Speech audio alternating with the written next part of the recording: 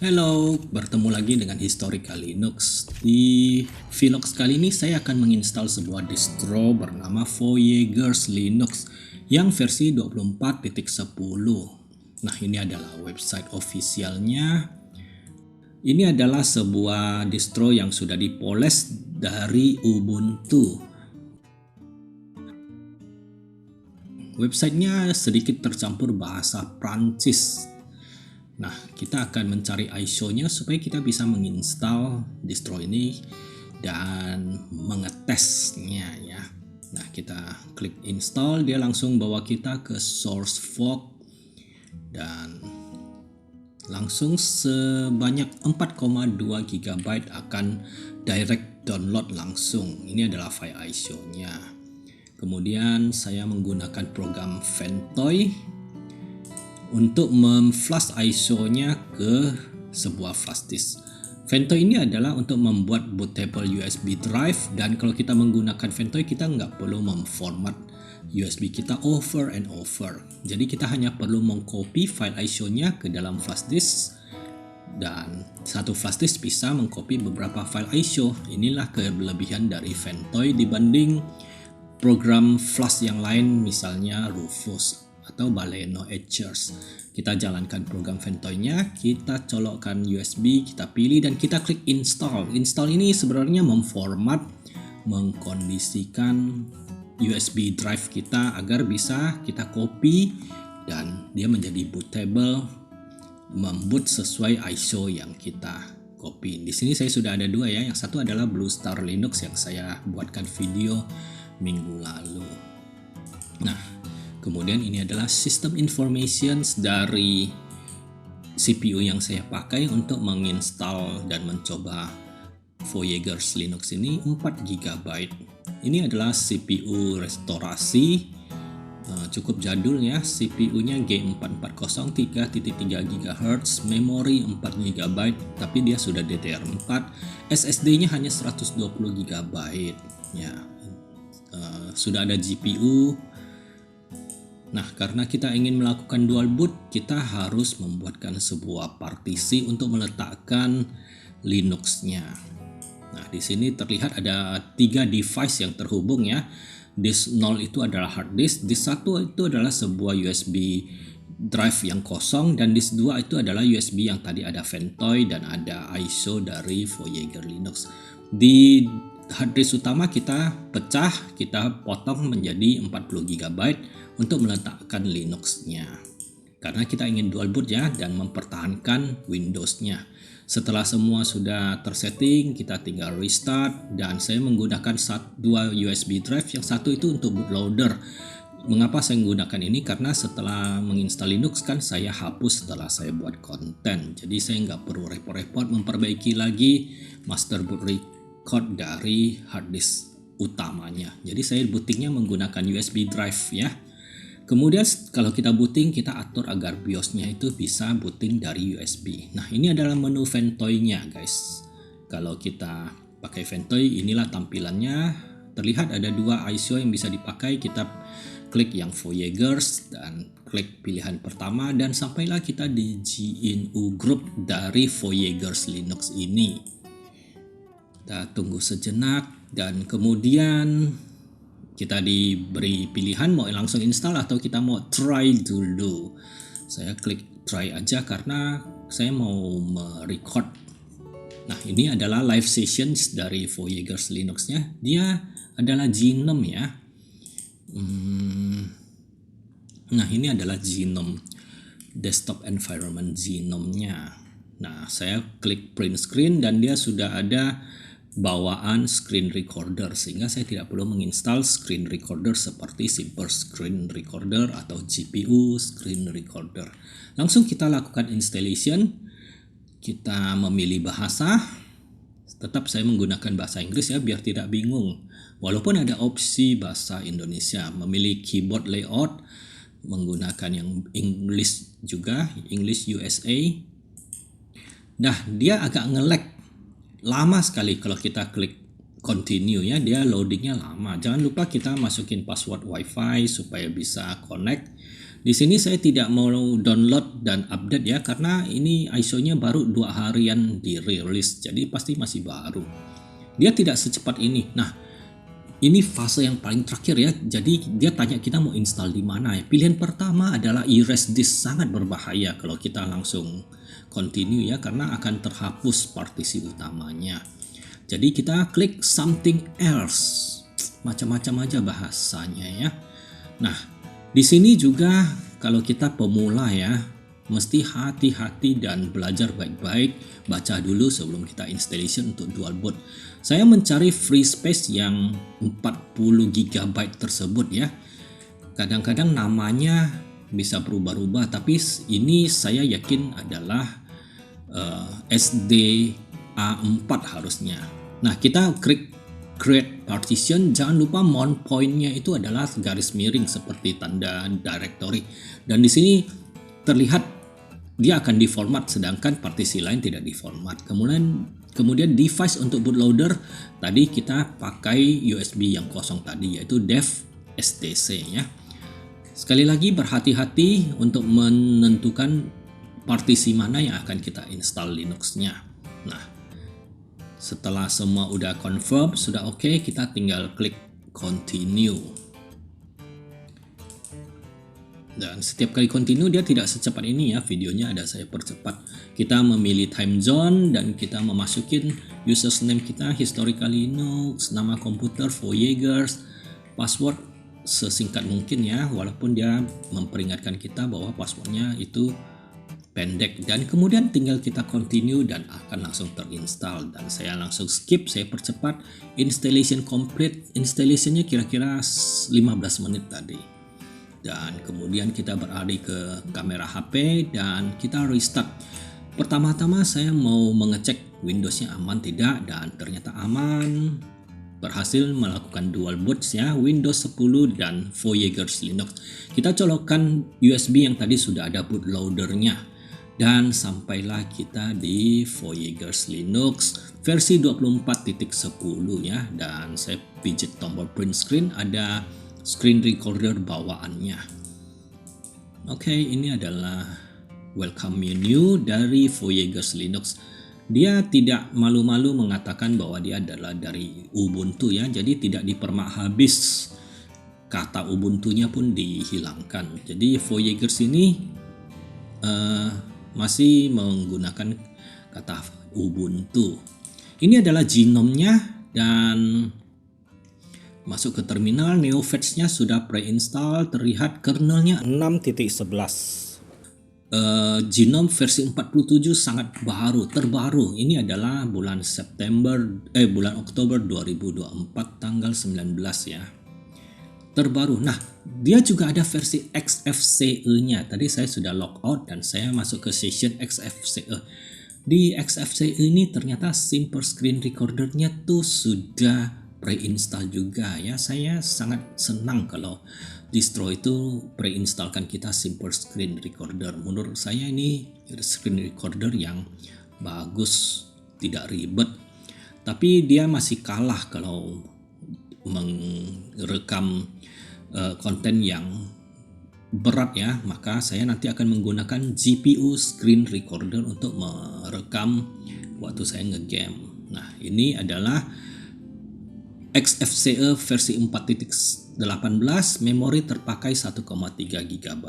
Nah, saya dari tadi melakukan customize dulu supaya tampilannya tuh cocok dengan mata saya dan tangan saya ya. Saya mau memperbesar ikon-ikonnya. Jadi displaynya itu adalah 1920 kali 1080. Terlalu kecil kalau dia pakai panel yang ukuran defaultnya.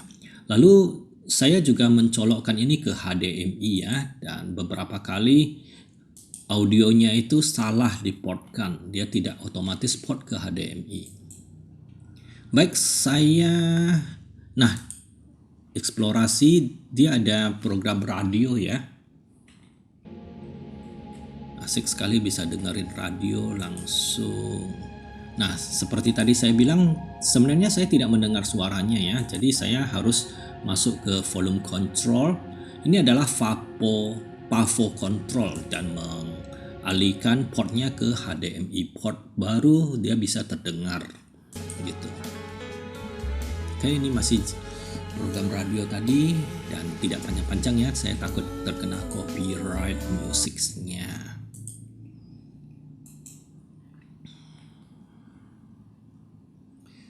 Inilah XFCE di Voyagers Linux berjalan di Intel 3.3 GHz 4 GB RAM saja. Dan saya mencoba menginstal. Ini adalah Ubuntu dan adalah Debian. Jadi untuk menjalankan installation dan update kita sudo apt install nama program atau sudo apt update untuk perintah terminalnya gitu. Nah, ini adalah test manager, terlihat pemakaian memorinya 1,6 ya. Dan CPU-nya 60%, kondisi kosong. Oh ya, ini juga kapasitas hard disk setelah diinstal sudah terpakai 11 GB, 70% sisanya. Nah, ini adalah XFCE desktop environment yang ringan, sehingga untuk melakukan settingnya itu terbatas dan kadang ribet. Nah, saya pindah balik ke Gnome. Nah, di Gnome itu ternyata tidak ada simple screen recorder di menunya ya. Dia sembunyikan. Karena simple screen recorder itu tidak bisa berjalan di Wayland. Tapi di sini saya masuk ke Gnome tapi X servernya itu adalah X11 gitu. Ya, jadi masih bisa berjalan simple screen recorder. Sudo apt install, dia bilang simple screen recorder sudah ada dan harus jalankan melalui terminal. Ini adalah menu Gnome-nya. Ikonnya amburadul. Tapi di sini ada menunya, start menu seperti di pojok kiri atas. Ini adalah about the system dari Gnome. Kita bisa melihat spek dari hardware kita dan kita bandingkan dengan test system monitor. Di sini pemakaian memorinya lebih besar ya, 2,1 GB. Tadi hanya 1,6 GB di XFCE. Seperti biasa saya akan ganti wallpapernya. Ini adalah wallpaper yang saya AI generated. Nanti akan saya upload dan websitenya saya taruh di deskripsi. Saya juga mengetes musiknya. Nah, kali ini dia langsung masuk ke port HDMI.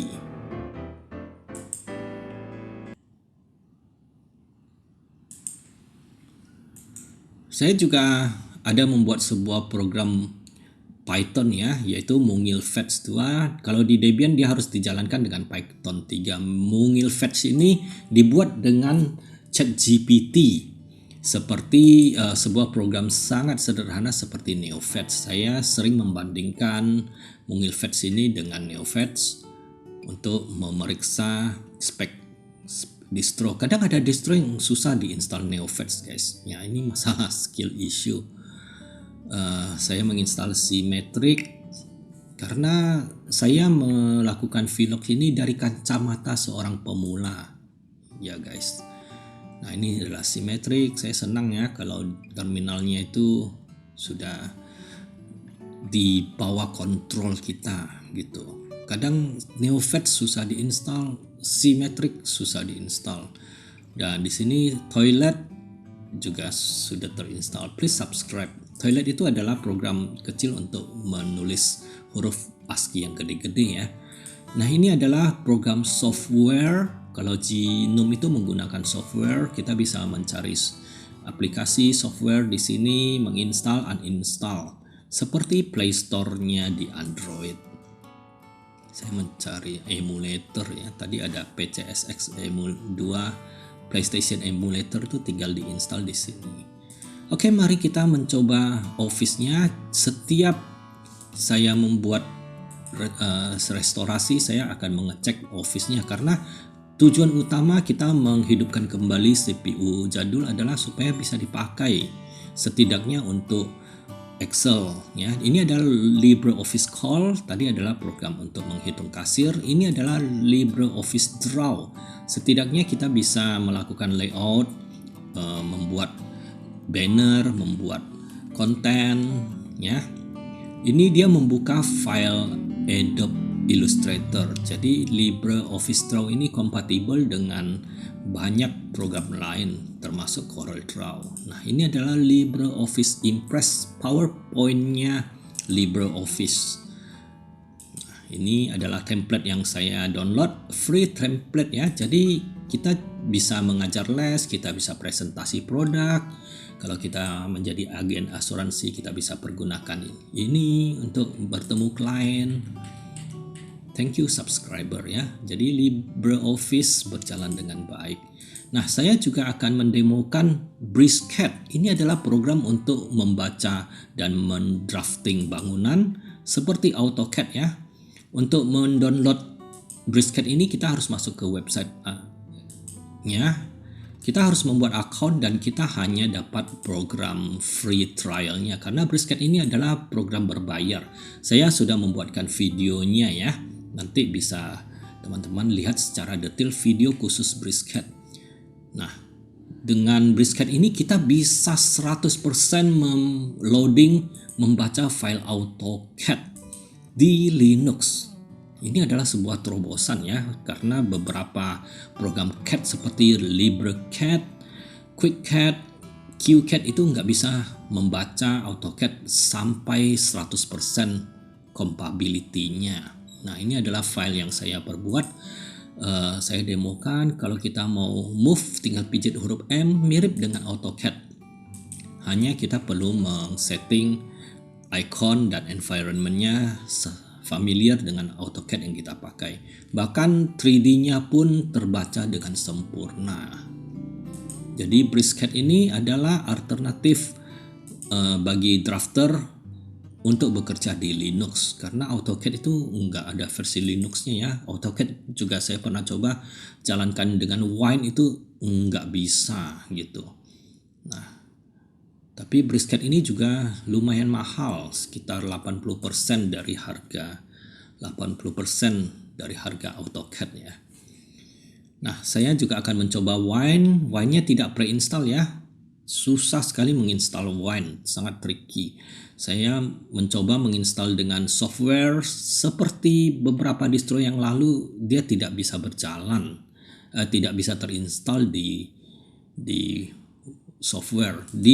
Saya pindah ke XFCE, dia ada satu program kecil, katanya dia bisa bantu kita install Wine ya, tapi saya coba nggak bisa juga, PHP programnya. Sehingga saya harus menginstal Wine secara manual di terminal, sudo apt install Wine, dan berjalan dengan baik. Saya juga menginstal beberapa library ya, karena pengalaman kalau hanya install Wine polos itu nggak akan bisa berjalan. Kemudian kita jalankan Wine CFG, kita emulate virtual desktop supaya program Windows yang ingin kita lakukan itu bisa Windows mode guys. Dan singkat cerita, saya berhasil lagi menginstal Need for Speed. Kali ini adalah yang versi Carbon. Ini adalah game tahun 2006 ya, satu versi di atas Need for Speed Most Wanted yang minggu lalu saya install. Dan saya akan menginstal modnya supaya bisa widescreen, dan ini saya sudah berhasil guys ya. Widescreen Need for Speed Carbon. Saya mendownload sebuah account yang sudah komplit dan kita tinggal coba. Kita bisa racing di sini. Saya buat grafiknya middle saja kualitasnya, tidak rata kanan. Nah, ini masih saya percepat. dan free roam, dan enak sekali mainnya, tidak terlalu nge-lag walaupun terasa berat ya. Ini karena ada simple GPU screen recorder berjalan di background, jalan di XFCE, masih DE yang ringan. Mari kita coba racing. Bagus sekali ya, kualitasnya itu juga grafiknya sangat keren walaupun masih middle.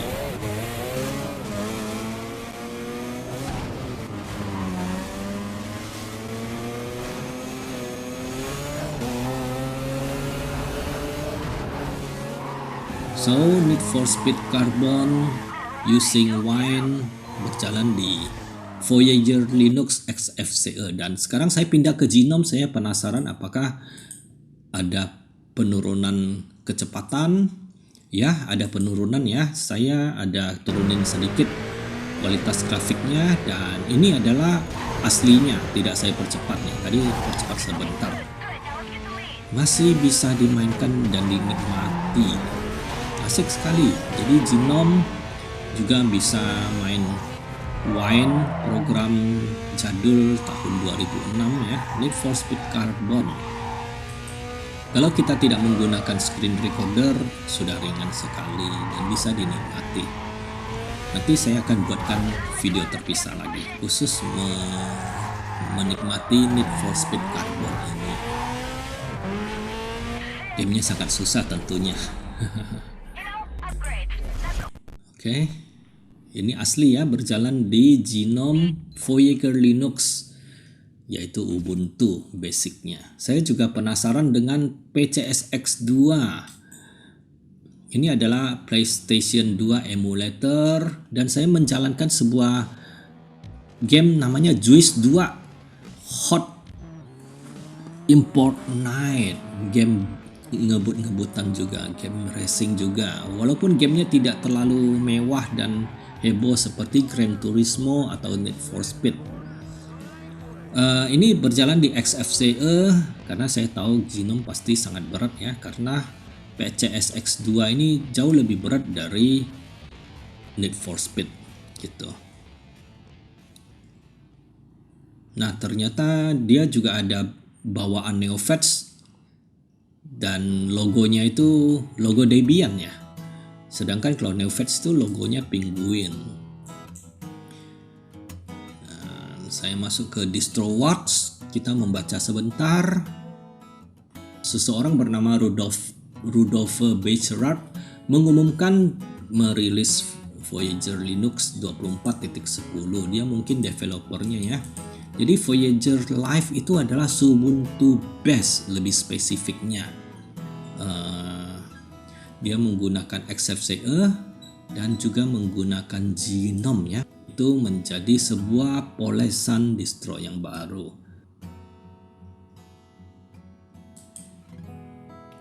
Dan ini adalah channel saya Historical Linux. Di sini saya mengupload semua vlog installation, distro, dan review. Nah, ini adalah video membuat program Neofets sederhana menggunakan ChatGPT dalam Python yang tadi saya pakai, yaitu Mungilfets ya. Tinggal di copy paste promptnya, masukin ke ChatGPT, suruh dia membuat dalam bentuk Python, dan kita jalankan di terminal. Boleh dicoba, penasaran juga. Nah, ini adalah channel saya Historical Linux. Saya banyak sekali mengupload vlog installation distro untuk kenang-kenangan bagi saya. Ya benar, please subscribe ya teman-teman. Demikianlah 25 menit testing Voyager Linux 2024 versi 10. Oh ya, ini diperkenalkan oleh seseorang bernama Om Breaking Bad, teman yang memperkenalkan Linux Voyager ini, sehingga saya bisa mencoba dan mereview.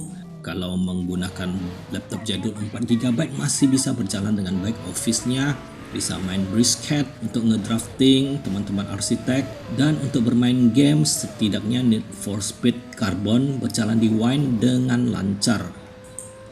Dia menyediakan versi Genome dan menyediakan versi XFCE, walaupun kadang saya berpikir kenapa harus ada dua ya.